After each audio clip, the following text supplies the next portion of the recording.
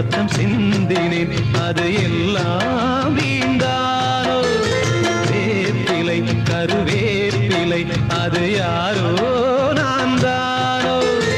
என் வீட்டு கண்ணு குட்டி என்னோட மல்லு கட்டி என் மார்பில் முட்டுதடி கண்மணி ஏன் கண்மணி தீப்பட்ட காயத்துல தேள் வந்து கொட்டுதடி கண்மணி கண்மணி ஊர தெரிஞ்சுக்கிட்டேன் உலகம் புரிஞ்சுக்கிட்டேன் கண்மணி ஏன் கண்மணி நானும் பிறந்திருச்சு நாளும் புரிஞ்சிருச்சு கண்மணி